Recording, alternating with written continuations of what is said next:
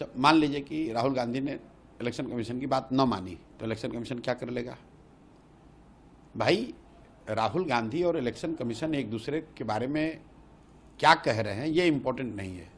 Important ये है कि विपक्ष के नेता के तौर पर राहुल गांधी ने वोटर लिस्ट को लेकर जो मामले सामने रखे हैं देश के, उस पर इलेक्शन कमीशन बिंदुवार जवाब इलेक्शन कमीशन को देना चाहिए।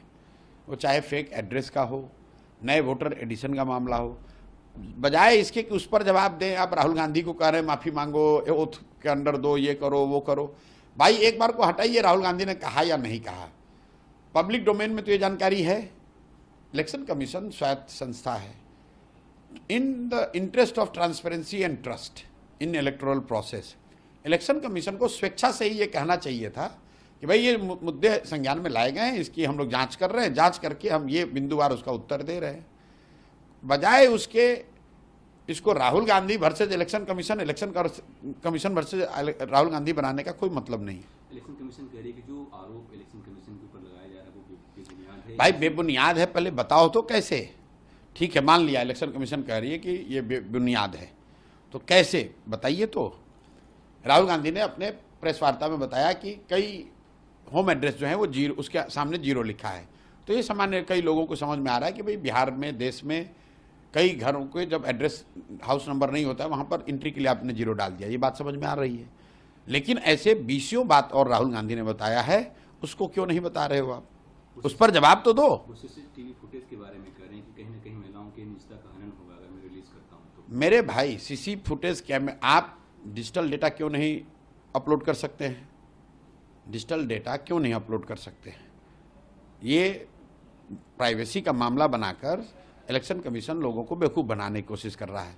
आप बताइए कि फॉर्म 20 का डेटा, फॉर्म 19 का डेटा, फॉर्म 6 का डेटा अगर आप ऑनलाइन जारी करेंगे उससे क्या प्राइवेसी का मामला हो जाएगा? भाई वोटर लिस्ट तो उपलब्ध है ही ना पब्लिक डोमेन में, कौन कौन वोटर है ये तो पता ही है। उसको अगर आप मशीन रीडेबल फॉर्म में कर देंगे तो उससे क्या प्राइवेसी कॉम्प्रोमाइज हो जाएगी?